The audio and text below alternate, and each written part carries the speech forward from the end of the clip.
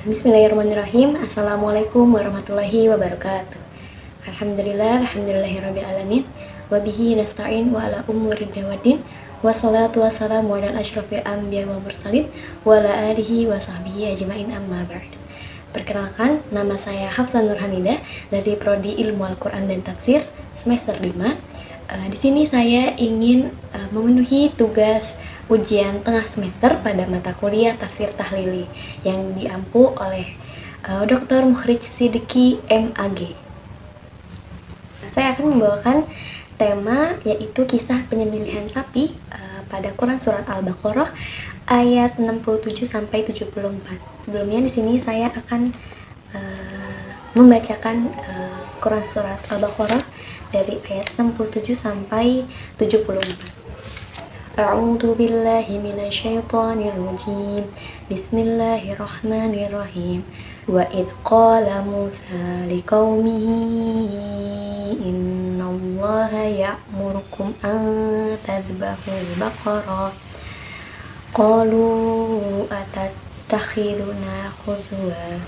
Qala a'udzu billahi an akuna minal jahilin. Qalu ud'u lana rabbaka yubayyin lana ma hi. Qala innahu yaqulu innaha baqaratun la faridun wa la bikr awanun baina dhalik faf'alu ma tu'marun. Qalu ud'u lana rabbaka yubayyin lana ma launuha. Qala innahu yaqulu innaha baqaratun safra'u faqi'un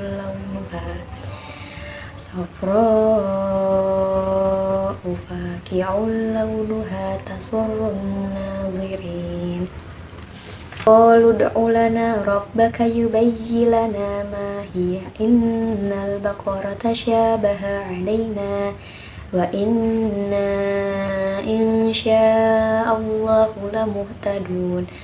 Qala innahu yaqulu innaha baqaratun la dhalulun tusirul arda wa la taskil hars musallamatun la syiyata fiha.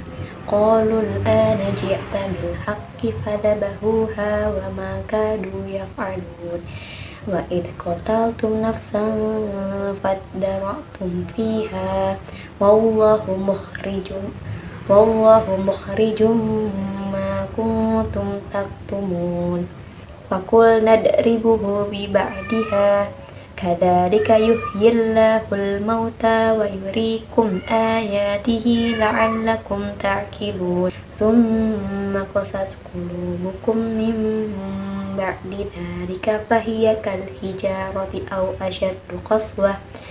Wa inna minal hijarati lama yatafajjaru minhul anhar wa inna minha lama yashaqqaqu fayakhruju minhul ma' wa inna minha lama yahbitu min khasyatillah wa Allahu bighafilin amma ta'malun. Shadaqallahul adzim. Al-Quran surat Al-Baqarah ayat 67 sampai 74 ini menarik ya untuk dibahas. Karena menceritakan tentang kisah mengenai Bani Israel yang tentu bukan tanpa alasan Allah menceritakan dalam Al-Quran. Pada bagian tersebut dibongkar oleh Allah satu kisah yang darinya dapat menyimpulkan bagaimana Bani Israel dan kaum Yahudi di mata Allah dan begitu pula sebaliknya. Di sini saya akan mengupas uraian tafsir pada Quran surat Al-Baqarah ayat 67-74 dengan menggunakan metode tafsir tahlili. Langsung saja kepada uraian tafsir yang akan saya sampaikan. Jadi pada ayat ini merupakan uraian tentang Bani Israel dengan aneka nikmat Allah yang dianugerahkan kepada mereka secara sebagai kecaman atas sikap buruk mereka. Kalau ayat-ayat yang lalu dapat dikatakan sebagai uraian tentang kedurhakaan mereka mencakup hak-hak Allah secara umum, maka ayat-ayat berikut menggambarkan kekerasan hati dan kedangkalan pengetahuan mereka. tentang makna keberagaman serta bagaimana seharusnya sikap terhadap Allah dan Nabi-Nya. Jadi pada kisah ini ada seseorang yang terbunuh dan tidak kenal siapa yang membunuhnya, dan Bani Israel ini ingin tahu siapa pembunuh di baliknya. Dengan melalui ayat ini, Bani Israel diperintahkan agar merenungkan ketika Nabi Musa menyampaikan kepada leluhur masyarakat Yahudi yang hidup semasa dengan turunnya ayat. Seperti ayat ini, sesungguhnya Allah menyuruh kamu menyembelih seekor sapi. Jadi maksudnya yaitu apapun sapi itu, jantan ataupun betina. Jadi karena kata Al-Baqarah itu dalam arti sapi betina, tetapi menunjukkan jenis sapi.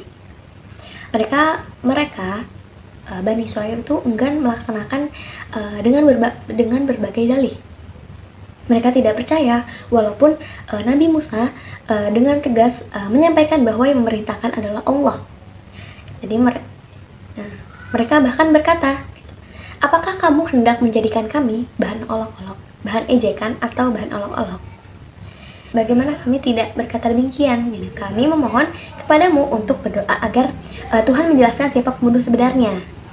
Lalu engkau menyuruh kami menyembelih seekor sapi. Kalau demikian lebih kurang tanya mereka yang mengandung keraguan terhadap kekuasaan Allah serta kenabian Nabi Musa. Jadi itu anggapan dari orang-orang Bani Israil yang mereka tuh merasa diejek dan diolok-olok gitu ya. Kemudian Musa menjawab, aku berlindung kepada Allah agar tidak menjadi salah seorang dari orang yang jahil. Jadi maksudnya itu tiada yang menjadikan orang lain buah ejekan dan bahan olok-olok kecuali orang jahil, apalagi ya berkaitan dengan nyawa manusia dan atas nama Allah. Kemudian alasan Allah memilih sapi untuk menjadikan alat itu menjawab pertanyaan mereka adalah dalam rangka menghilangkan bekas-bekas penghormatan mereka kepada sapi yang suatu ketika pernah mereka sembah, dan dalam rangka menunjukkan kekuasaan Allah membangkitkan yang mati melalui sesuatu yang mati, serta membuktikan betapa luas pengetahuannya. Sebenarnya jawaban Nabi Musa itu telah cukup gitu untuk menjawab pertanyaan mereka, tapi mereka tuh tetap tidak puas atas jawaban Nabi Musa. Bahkan mereka juga mengajukan pertanyaan yang redaksinya itu mengandung pelecehan gitu terhadap Tuhan dan Nabi Musa. Mereka berkata, berdoalah kepada Tuhan kita. Mereka bukan berkata berdoalah kepada Tuhan kita, namun mereka berkata berulang kali, akanlah kepada Tuhanmu gitu. Kemudian ketika mereka bertanya sapi apakah itu? Nabi Musa menjawab, sesungguhnya Allah berfirman, sapi itu adalah sapi yang tidak tua dan tidak pula muda, pertengahan antara itu. Perintah Allah seharusnya diterima langsung gitu, langsung dilaksanakan, tetapi mereka belum beranjak mengerjakannya walaupun penjelasan itu sudah cukup gitu. Bahkan diisyaratkan agar tidak perlu lagi ada pertanyaan berikutnya dengan menyatakan, maka kerjakanlah apa yang diperintahkan kepada kamu. Ini sebagai kelonggaran untuk mereka Bani Israel, karena semakin banyak pertanyaan yang muncul, maka semakin banyak pula jawaban yang memberi ciri dan syarat untuk sapi tersebut gitu. Dan ini pada akhirnya akan mempersulit mereka. Namun demikian mereka bertanya kembali, mohonkanlah kepada Tuhanmu agar Dia menerangkan kepada kami apa warnanya. Sekali lagi Nabi Musa menjawab, sesungguhnya Allah berfirman bahwa sapi itu adalah sapi kuning, yang kuning tua warna kuningnya. Itu maksudnya adalah warna yang lahir dari campuran antara hitam dan putih, lagi menyenangkan bagi orang-orang yang memandangnya. Konon ia juga dapat mengkilap bagaikan emas saat terkena sinar matahari. Kemudian mereka pun belum puas gitu. Mereka bertanya lagi, mohonkanlah kepada Tuhanmu untuk kami agar dia menerangkan kepada kami apa adanya, bagaimana hakikat sapi itu. Jawaban yang demikian jelas dan kemudian yang dianugerahkan kepada mereka belum juga memuaskan. Walaupun ketika mengajukan pertanyaan ini, mereka juga telah mulai sadar bahwa pertanyaan mereka itu mulai membosankan. Gitu. Karena itu, pertanyaan mereka kali ini disertai dengan alasan dan harapan. Dan dengan redaksi yang dihiasi dengan aneka penguatan. Sesungguhnya sapi itu masih samar bagi kami, dan sesungguhnya kami insya Allah akan mendapat petunjuk untuk memperoleh sapi itu dan melaksanakan perintah ini. Dengan jawaban berikut, Allah memberi pelajaran kepada mereka dan umat Islam agar jangan bertanya yang tidak semestinya ditanyakan, gitu ya. Allah bukan lupa bila diam atau tidak menjelaskan, tetapi itu merupakan sebuah rahmat dan kemudahan, gitu ya. Kemudian pertanyaan yang bukan pada tempatnya bisa mengandung jawaban yang memberatkan hati atau menyulitkan dalam pelaksanaannya. Jawaban Allah disampaikan Nabi Musa terhadap pertanyaan mereka kali ini sangat rinci, sehingga semakin banyak syarat atau ciri yang harus mereka cari, gitu ya. Musa berkata, sesungguhnya Allah berfirman bahwa sapi itu adalah sapi betina yang tidak jinak, yakni belum pernah ada yang menuntun atau membebaninya dengan pekerjaan tertentu, yang belum pernah dipakai untuk membajak tanah dan tidak pula untuk mengairi tanaman. Tidak ada sesuatu padanya, yakni tidak ada tanda pengenalnya seperti cacat, belang, dan tanda-tanda yang lainnya. Di sini mereka mulai berhenti bertanya. Setelah tiada lagi dalih yang mereka dapatkan untuk bertanya lagi atau mengelak lagi, gitu ya. Mereka berkata, sekarang barulah engkau menerangkan menyangkut sapi yang sebenarnya. Jawaban mereka ini memberi kesan bahwa sebelum ini mereka itu meragukan kebenaran Nabi Musa. Setelah mereka menyembelih sapi itu, Allah berkomentar. Kemudian mereka menyembelih dan hampir saja mereka tidak melaksanakan perintah itu. Selanjutnya, dan ingatlah ketika kamu membunuh seseorang manusia, lalu kamu saling menuduh tentang itu, dan Allah hendak menyiapkan apa yang selama ini kamu sembunyikan. Dalam kandungan ayat ini dilatar belakangi dari kisah sapi yang dikemukakan sebelum ayat ini. Latar belakang diletakkan setelah menjelaskan kisah sapi. Hal ini mungkin disebabkan karena konteks kelompok ayat-ayat ini adalah gambaran tentang sikap batin dan kecelasan orang-orang Yahudi. Qurtubi dalam tafsirnya itu menulis bahwa kisah sapi mempunyai dua sisi dalam rangka menjelaskan dua nikmat ilahi. Yang pertama itu adalah nikmat pemaafan atas sikap penundaan pelaksanaan perintah, dan kedua itu adalah nikmat penjelasan tentang siapa pembunuhnya. Menggarisbawahi bahwa mereka itu dikecam dengan dua kecaman. Yang pertama itu sikap baik, sikap tidak sopan dalam tuduh menuduh dan pelecehan, serta penundaan pelaksanaan perintah Allah, dan kedua pembunuhan yang terjadi kalau ayat-ayat ini disusun sesuai jalannya kisah. Maka tujuan tersebut tidak tercapai karena itu didahulukanlah kisah sapi yang sejalan dengan kisah pelanggaran di hari Sabtu. Kemudian ayat setelahnya yaitu maka kami berfirman, pukullah mayat itu dengan sebagiannya, demikian Allah menghidupkan yang mati dan menunjukkan kepada kamu tanda-tanda kekuasaannya agar kamu berakal. Jadi Allah menjelaskan bagaimana cara untuk mengetahui siapa pembunuh atau bagaimana cara menyelesaikan sengketa tuduh-menuduh. Maka Allah berfirman, maka kami berfirman kepada Musa agar menyampaikan, maksudnya berfirman, maka kami berfirman, maksudnya kepada Musa agar menyampaikan kepada mereka yang bersengketa itu bahwa pukullah mayat itu dengan sebagiannya, yakni sebagian anggota badan sapi yang disembelih itu, maka yang terbunuh bangkit hidup bangkit hidup untuk menyampaikan siapa pembunuh sesungguhnya. Atau dengan demikian, masing-masing telah membuktikan bahwa bukan dia pembunuhnya, sehingga tidak wajar lagi terjadi sengketa dan tuduh-menuduh. Dan demikian Allah menghidupkan yang mati dan menunjukkan kepada kamu tanda-tanda kekuasaannya agar kamu berakal.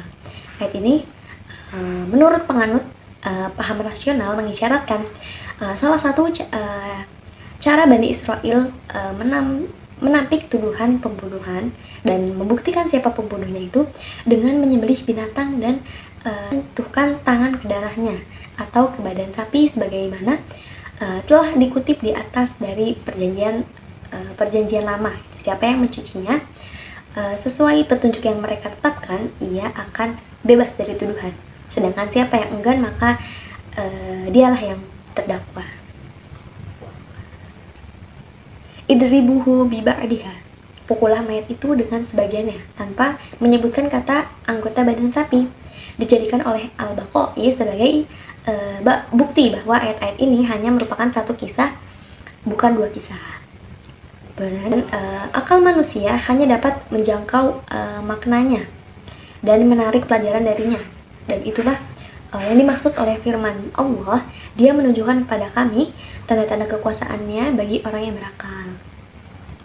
Ayat selanjutnya yaitu kemudian setelah itu hati kamu menjadi keras sehingga ia seperti batu, bahkan lebih keras lagi, padahal di antara batu-batu itu sungguh ada yang mengalir sungai-sungai darinya, dan di antaranya sungguh ada yang terbelah lalu keluarlah mata air darinya, dan di antaranya sungguh ada yang meluncur jatuh karena takut kepada Allah, dan Allah sesekali tidak lengah dari apa yang kamu kerjakan. Ayat ini menggambarkan sikap Bani Israel setelah peristiwa yang diuraikan ayat yang sebelumnya, yaitu bahwa kemudian, yaitu setelah peristiwa itu hati kamu tidak melemah dan tunduk. Tidak juga bukti dan keterangan yang demikian jelas bermanfaat untuk kamu. Tetap hati kamu itu menjadi keras, sehingga ia menjadi seperti batu yang sifatnya keras dan kaku. Jadi pada penjelasan ayat ini yaitu menjelaskan sifat-sifat Bani Israel yang keras seperti batu, yang seperti di ayat-ayat sebelumnya yang menjelaskan tentang mereka diberitahu tapi tidak langsung melaksanakan gitu. Terus menunda-nunda pelaksanaan perintah dan yang lainnya. Kemudian ayat ini tidak mempersamakan dengan besi, karena besi dapat luluh dan mencair, bahkan lebih keras lagi daripada batu. Jadi ayat ini tidak mengambil perumpamaan besi, karena besi itu masih bisa mencair. Jadi perumpamaan Bani Israil itu bisa jadi lebih keras dari batu. Dapat tidak dikatakan lebih keras, padahal di antara batu-batu itu sungguh ada yang mengalir sungai-sungai darinya sehingga bentuknya berubah akibat aliran air. Dan bahkan di antaranya sungguh ada yang terbelah akibat derasnya air. Lalu keluarlah mata air darinya, dan di antaranya sungguh ada yang meluncur jatuh atas kehendak Allah melalui hukum-hukum sebab dan akibat yang patuh diikuti karena takut kepada Allah. Demikian itu keadaan batu hati kamu, hai Bani Israel, tidaklah seperti itu. Allah sekali-kali tidak lengah dengan apa yang kamu kerjakan. Kata qaswah digunakan untuk menyifati benda ataupun hati. Maka maknanya itu keberadaan sesuatu dalam satu keadaan yang sama, tidak dapat berubah kepada keadaan yang berbeda dari keadaannya yang lalu.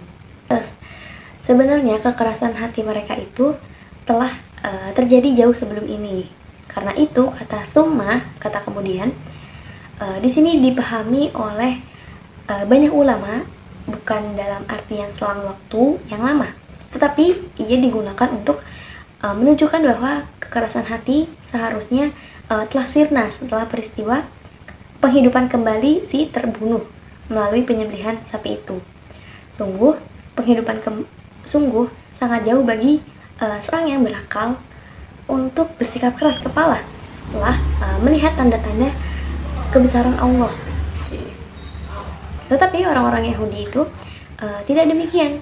Hati mereka lebih membatu, dan pikiran mereka itu juga semakin keras.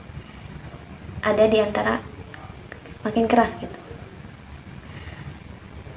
Kemudian ada di antara manusia yang taat yang menilainya bahwa lebih keras dari batu. Demikian ibarat keadaan hati mereka yang menolak kebenaran. Allah menjelaskan bahwa sungguh ada di antara batu yang meluncur jatuh karena takut kepada Allah. Maksudnya itu adalah ada batu yang meluncur dari ketinggian jatuh ke bawah. Hal itu berarti bahwa batu itu taat kepada hukum-hukum alam yang diterapkan Allah baginya. Bukankah batu dan segala sesuatu itu tidak dapat mengelak dari apa yang dinamai hukum-hukum alam, yang hakikatnya adalah hukum-hukum Allah yang ditetapkannya terhadap Allah. Nah, kemudian ada pembahasan mengenai beberapa munasabah ayat yang terkandung pada penjelasan ini, yaitu pada munasabah ayat-ayat sebelumnya yang ada pada Quran surat Al-Baqarah ada dari ayat 62 yang dimana dijelaskan itu sikap orang Bani Israel juga ya, yaitu sikap mereka yaitu menolak untuk mengamalkan Taurat. Kemudian di ayat 61 juga dijelaskan mereka melawan para nabi, terus membangkang para rasul, kemudian dan berlambat-lambat dalam melaksanakan perintah-perintah Allah Ta'ala.